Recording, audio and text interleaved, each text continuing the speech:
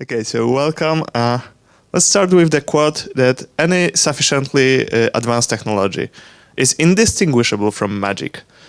So a very complex technology which is behind the game engine will make our game engine programmers wizards. And if pop culture teaches us anything about wizards, they are extremely hard to manage. So today I will tell you a bit about how we produce technology, a discipline, a branch of production that is taking care of it. We'll talk a bit how it differs from other branches and what kind of challenges we face, and most importantly, what kind of tools we use to overcome those challenges. So my name is Jan Kleszczyński, as Ricardo has already mentioned, and I'm a technology producer in Techland. And Techland is a developer behind Dying Light 2 franchise, and I've been working for Techland for years now, working on the release of Dying Light 2, its DLC Bloody Ties, and now I'm working with my team on a upcoming Dying Light The Beast. Before joining Techland, I've been in smaller companies for 9 years, and I started as a programmer. And like 3 years before joining Techland, I moved into producer position. But as a former programmer, I always pay close attention to technology and managing technology teams. So we have technology in Techland. It's about 80 programmers, and they are divided into 11 teams. 11 if we count tech QA, so it's probably more people than 80. It's about 100 then. And yeah, there are 11 teams ranging from game system, AI, animation technology, core engine, rendering, everything. But you can see also tools, DevOps, LiveOps even, because we do our own LiveOps technology. And this time I should advertise for a talk that will be in Poznań by my colleague about how we implemented our own currency in Dying Light. If you will be in Poznań, please come. And our client is our games. Like we have multiple game projects, especially if we count each DLC or spin-off a different project, and also publishing, also UGC, so user-generated content, and that we release special tools for. So those clients have different needs, different priorities, and they are sometimes conflicting with each other, and you need to make sense out of it. So what is technology, like technology department itself? It's a service team. So we provide technology for the games. We sometimes, more often than we would like, are involved in a direct support of the games, fixing bugs that should be fixed by gameplay, and we tailor the solutions to support their needs exactly. So that's a huge advantage over using something like Unreal, that we can provide the solution which is like exact to the problem and not built around what we have in engine. But it's not just an engine. I've mentioned LiveOps. I've mentioned DevOps. So this is also important part of the technology work. And yeah, and we have like technology production, the different branch, but its focus is as every other production. So it's focused on efficient delivery of a relevant technology. So we don't want to be late, and we don't want to overscope. And yeah, it's a similar role as other productions. So let's compare it to something that might be a bit more familiar for you. So we will look into game feature team, art team, and technology team at a glance. I should probably call it art team more outsourced art team, but you will see why.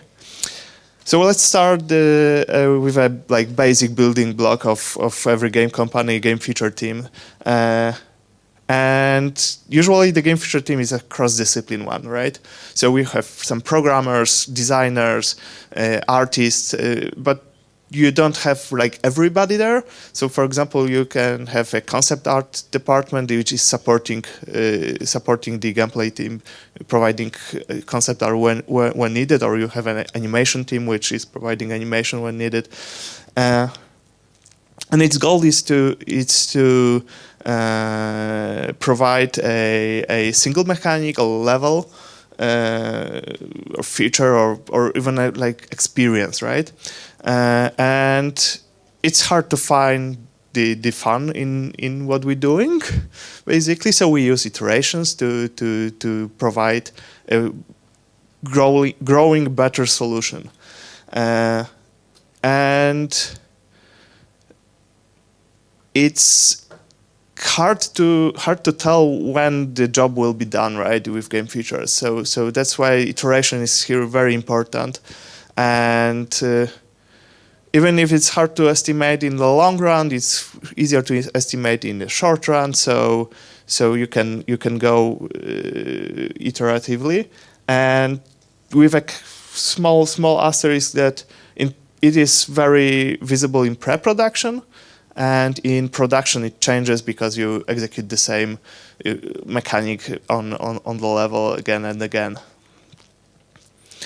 Now look at the different kind of a team. It's an art team, and it's more like single discipline focus. And I know that if you are very strict, 3D modeler and rigger and texturer would be considered different disciplines, but I will simplify it to one discipline. So this team is focused to deliver a quality work with efficiency, and they need to provide as many assets as they can in a given quality in a given time, and therefore they have a very strong pipeline.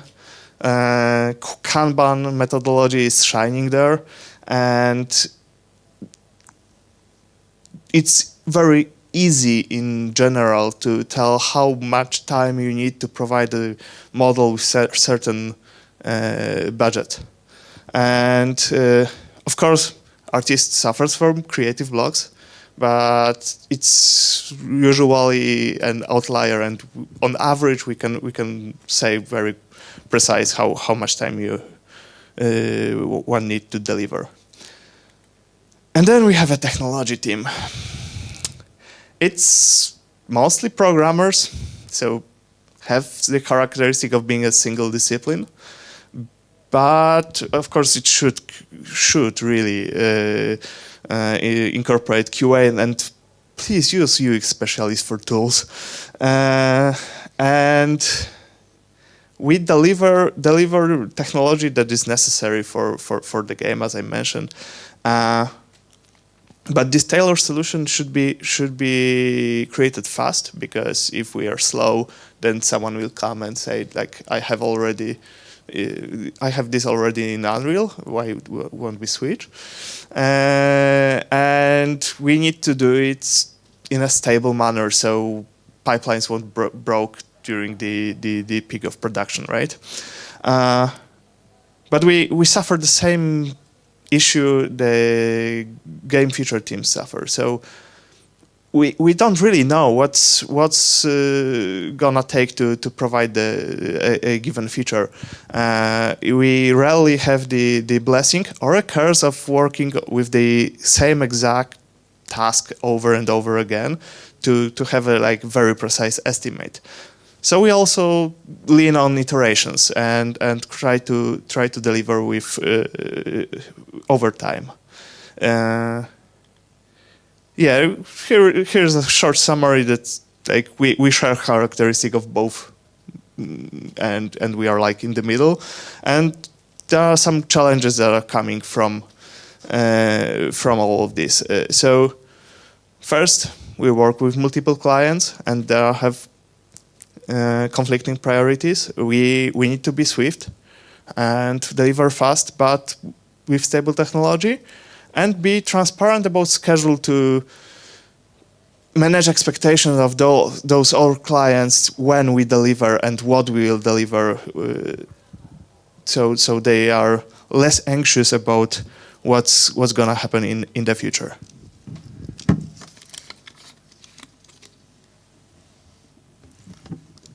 And now let's see how the tools we have can help us with overcoming those challenges. So we'll start with a technology validation process, and I would argue that's like the most important tool that we have in our toolbox right now. I will go through what it is and who you need to perform this process, how it works exactly, and two artifacts that it produced: the product requirement document and the technical specification document.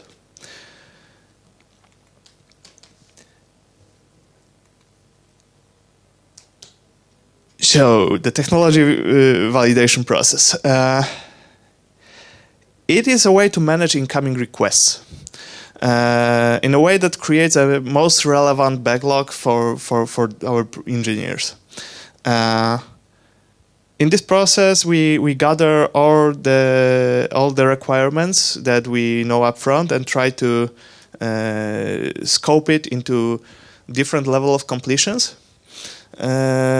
And provide a technology specification document which will lay out how we will develop it.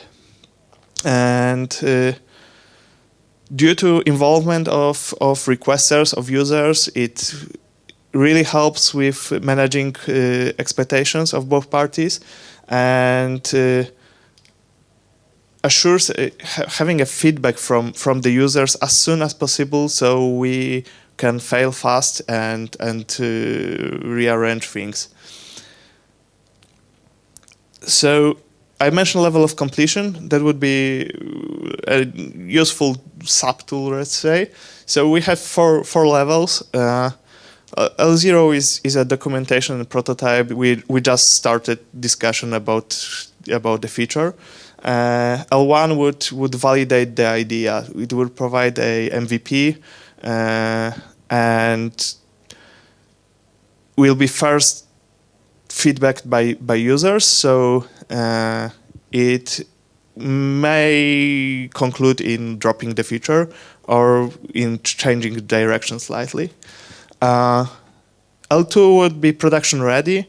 So it's not only for a selected few who can understand the technology being still developed and not be focused on small bugs and quirks, but it could be used by the junior in the company, and it's performing enough so it can be released in a working build. And L3 is polish and quality of life improvement, so fixing anything that is like a bump in the road. And during the process, you focus on one level at a time. Going above the current level would be a waste of time, because you will focus on something that is very likely to change. So who do you need to perform this process? So first of all, you have power users. So this is probably the original requester, but also some other people in the company with good skill, with huge experience that can help you guide the feature through its creation. So they really know what they want and how they want it working, and will help you navigate the maze, basically. Second important persona is technology owner.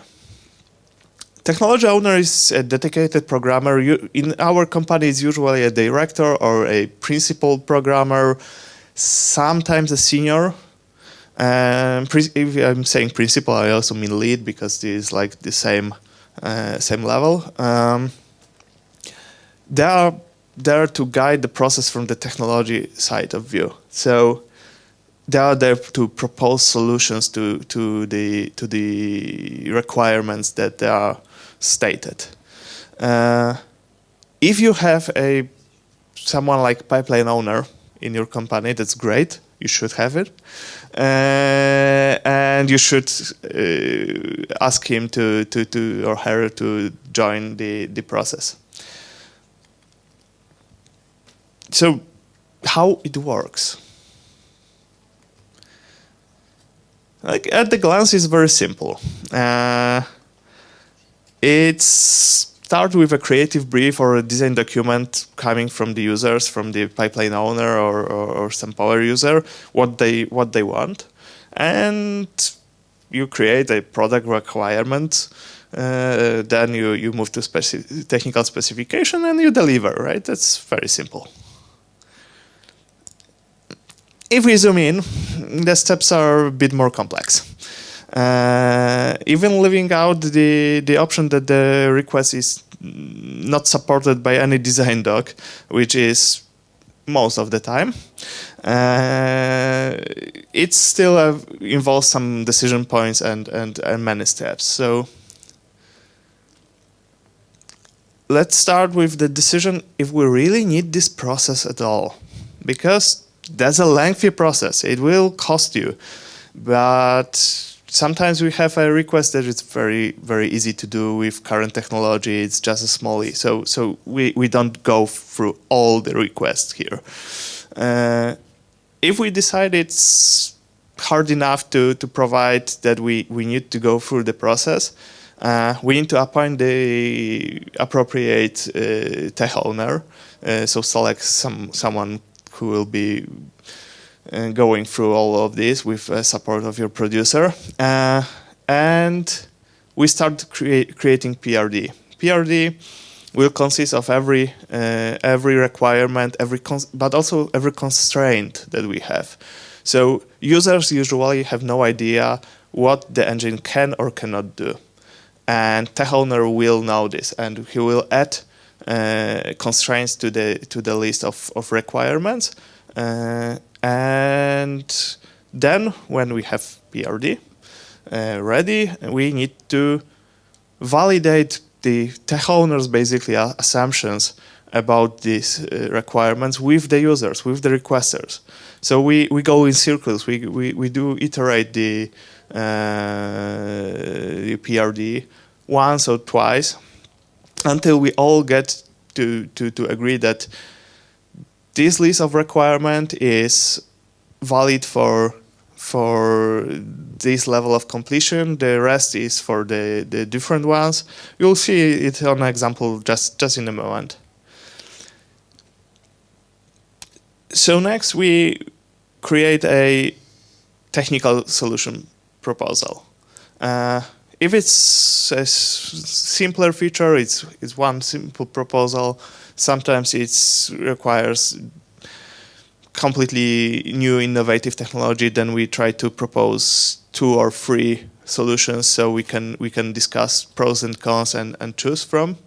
And having this, we iterate a scope a bit and create the solution so it will gather all the requirements for a given level of completion, so you don't miss something, but it consists only of those requirements, so it's not over-engineered. Creating the TSD is also meaning that we break down the work in a work breakdown structure. We'll talk in details later. But it's a point when we can see how much cost it will, how much it will cost us, and TSD is also validated with users if the solution is to their liking. Okay, and if we have a TSD for a given level of completion, we can create a Jira backlog out of the work breakdown structure in this document and start executing and iterating and feedbacking, as long as we don't meet all the necessary parts of the given level of completion. And then we gather feedback.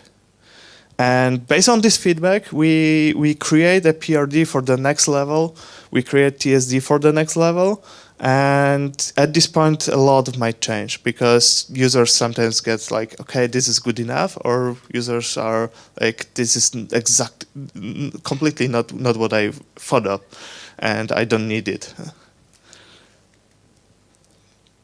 So let's talk a bit of product requirement document in detail.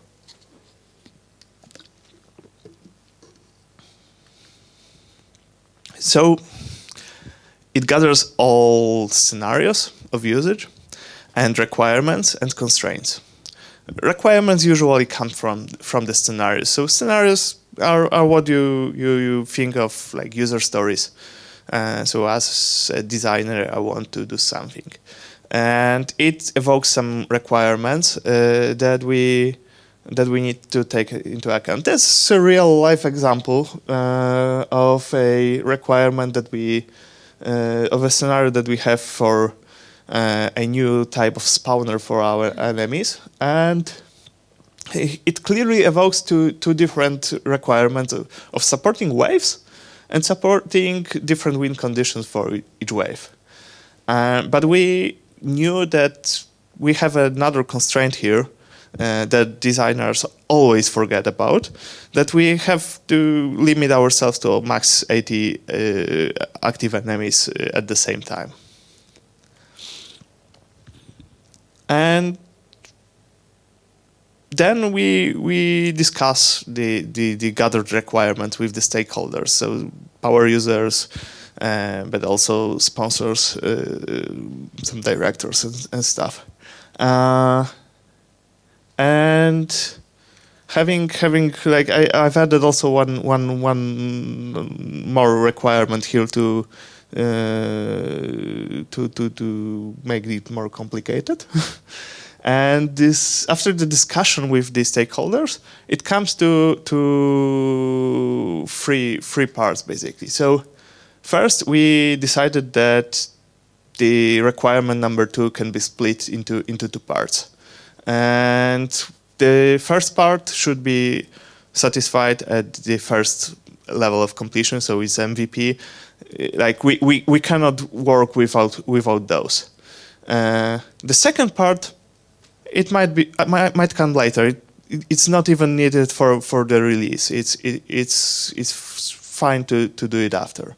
So we assign it level of completion 3, and we don't talk about it anymore until we reach this level. Same for requirement number 3. It's needed for the release, but it's not needed now because we are still developing an MVP. But the constraint must be met. And here's the structure of this document. So it starts with a title, as every document, and then a statement of what's the problem here exactly, and you list the scenarios that you have, and then you list the requirements that these scenarios evoke, and you can see that it's only for the first LOC. So I've removed the splitted requirement, and that's an important part, that it's a living document, so it's not like you cannot change anything there. So it may sound similar to what we do in Scrum with backlog grouping, and it is, basically. But the important difference is that in Scrum, the refinement is done to the dictation of product owner. And product owner is a business person and not a technical one. So we don't expect from product owner to think about architecture when proposing solutions, and we don't expect them to go beyond business to technology. And with technology owner, we can do that. So it enables architectural systemic thinking to provide solutions that won't be changed in a minute because we got to another user story and now everything is different. And also we are building a framework, an engine. So it's good to use Scrum when you're building on top of something, on top of some framework. That's why Spotify or Netflix are great places to use Scrum. But if someone is building over what you're building, you cannot change quickly, and you need to maintain some stability for them to be able to iterate. So to sum up this PRD section, it gathers all necessary and sufficient conditions and enables architectural and systemic thinking, and it may be similar to Scrum, but with some differences.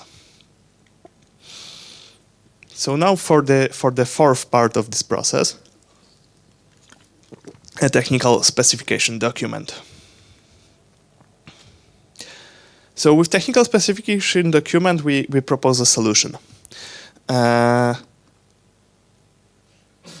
But only to the selected requirements, as we stated in PRD.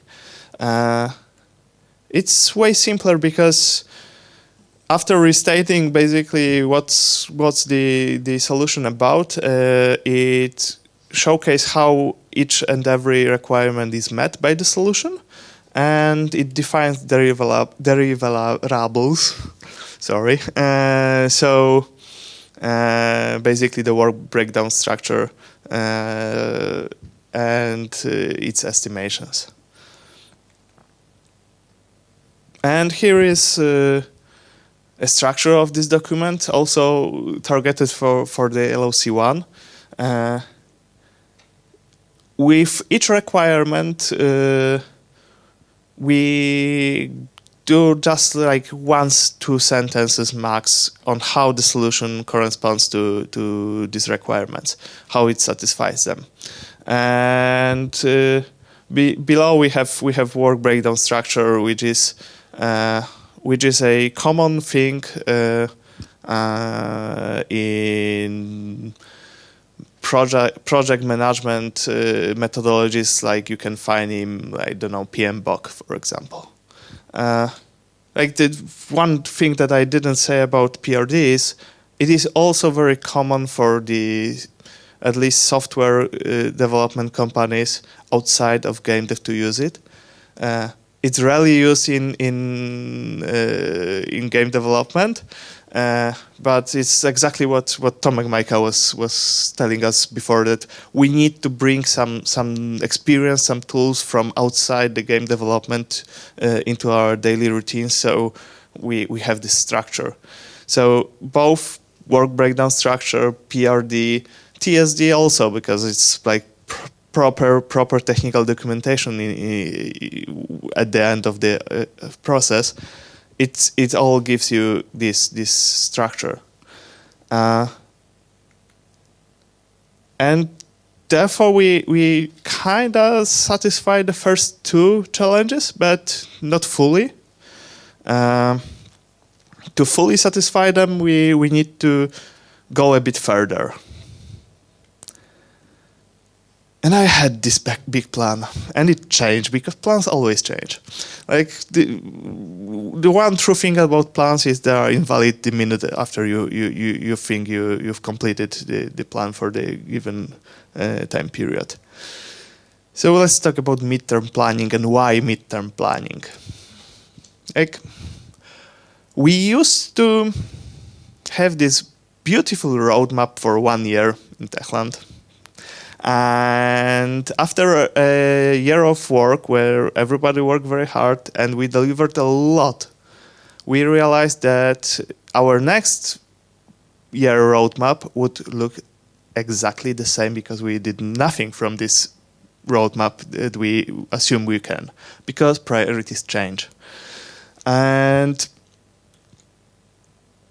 having a very long-term plan is either too high level and you can put there anything, and it's not meaningful for others who don't know what's behind it, or it's just wishful thinking that you will manage to do this. And short-term planning, yeah, it gives you detail. You can really sit down with the sprint backlog and say, okay, this person is doing that, this person is doing that, and you will know everything. But that's nice for management, for anybody who is not interested in like that you need to move a box 5 centimeter away or something like that. So it doesn't give a big picture. And midterm is in the middle. It's focused on features. So usually we put down a whole level of completion of a given feature, or even a part of this level if it's taking too long, because we try to have blocks no longer than 1 month to fit into a sprint. And is realistic, but it is also easy to change. So it's much easier to update than a long-term plan. So the first thing that we use to present basically the midterm planning in technology department in Techland is a document called block plan. It's an ugly Excel sheet with a drawn boxes. That's like 1999, but it works. So it's a living document, so it's subject to change constantly, and each developer is represented there as a separate track, and it shows high-level topics that those developers cover. We update it quite frequently, at least twice a sprint, so basically in the middle of the sprint and at the end of the sprint. And it presents the current state of what to be expected from technology. And it's available to everybody in Techland. So that's how it looks like the before sprint starts and after and during the sprint. We mark with pretty colors what's completed and what's in progress. And the blue is, of course, what's to be done. And we shuffle around the boxes because stuff get higher priority suddenly, and it clearly shows people that this person is doing that, and if you want to expedite something, you will do it at the cost of something else.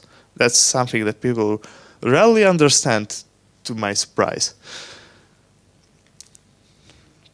Also, its length is, of course, reference to the estimation of each block, but we include 50% buffer because we are involved a lot with helping out with projects. So for every day of work on a feature that is here presented, we also spend a day of work of supporting games. So we finally have reached the state that we can work with multiple clients and handle their changing requirements. And also we became a bit transparent about the delivery schedule. But to be done with delivery schedule, we need one more thing. It's cadence. So if you ever seen an automated production line, I'm sure you were mesmerized by the dance the machines do. And we basically want to recreate this dance. and have everything in sync and in rhythm. And it's not one size fits all. So you need to choose your cadence wisely, depending on what you're delivering and what kind of teams you're working with. I will show you our cadence, and I will show you a different kind of cadence that is used by Microsoft Visual Studio Code team. So our cadence is a 4-week sprint, 4 sprints in the milestone, and we have like different targets for each of the week in a sprint. So it completes in 16 weeks. First 3 weeks we dedicate to doing work like business as usual, and the last week is called hardening. So it's for planning and bug fixing of what we already make. So we try to make sure that what we deliver during the sprint is at the quality. And after the first 4-week sprint, we have another and another, and then we have a release sprint. And it basically serves the same purpose as the hardening week in the sprint for the whole milestone. So we have some milestone goals at the beginning, and if we are happy enough to meet them after 16 weeks, like after 12 weeks, then we go into this release sprint where we focus more on not on delivering new features, but making already existing features working better. And you can choose a different cadence. This is what Microsoft is doing in Visual Studio Code. You probably all know the software, and they are working on a monthly basis. So each iteration is 1 month, and they start with planning and patching. We finish each sprint with planning. So first week they try to figure out what they are going to be doing the next month, and try to fix the most crucial errors that they had during the last release. So the live errors. Then they do 2 or 3 weeks of work, so business as usual. They are not bound to like 4 weeks cadence. They use 1 month cadence. So sometimes it's 2, sometimes 3 weeks. And they spend last week fixing bugs before release and releasing, because releasing is hard and it takes time too. So as you can see, your mileage may vary, and you need to choose what's best for you. Maybe you need to create something else. I've been using 1-week sprints. It's way too short. I've been using 2-week sprints. It's quite okay, but for us, with the amount of requests we get, 4-week sprints work best because they give us enough breathing room.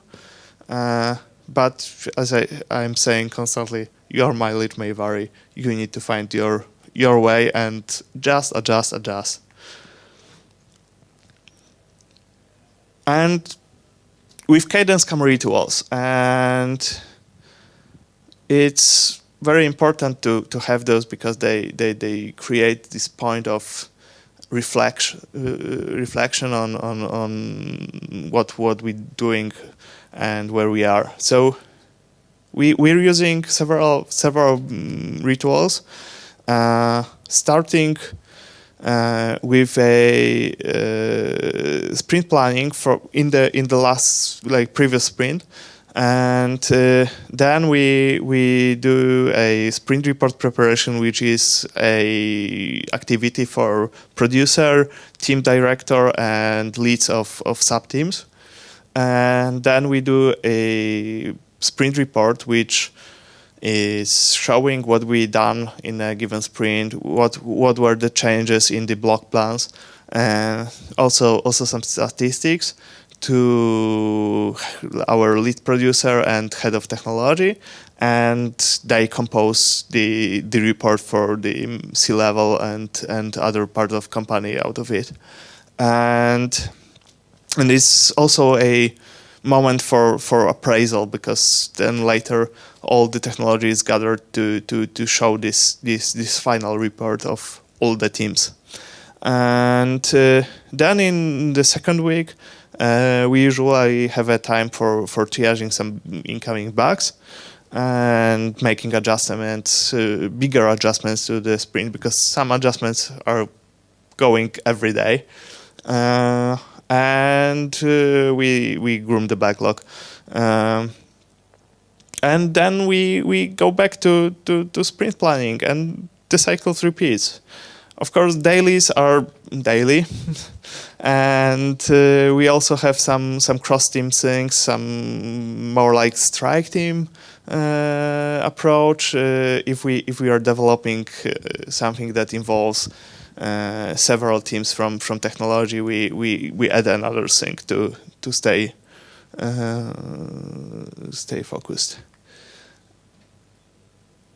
So we finally reached the state that we solved all our challenges. Hooray! With Cadence, we satisfied the challenge of being swift and stable because of this hardening periods. And with reports and rituals, we increase the transparency of what we're doing. So to sum up, it's been a long talk, I know, and a lot of information. Technology team is a single discipline service team that is using iterative approach and this consists of mostly problem solvers, so you also have to bear it in mind. And we have four major tools to ensure the smooth production, which is technology validation process, midterm planning, cadence, and proper rituals. And I would argue that the technology validation process is like the most important and most useful. And thank you. And do you have any questions? Thanks a lot. Yeah, that was like deeper dive, at least for me. I'll need to follow up on the terminology. Dense pill, yeah. But yeah, that's nice. Each year we try to, 5 years ago, since 5 years ago, each year we had, 1 or 2 this like more technical lectures. So hope you enjoyed it, and we will, continue. At least the hall is not empty.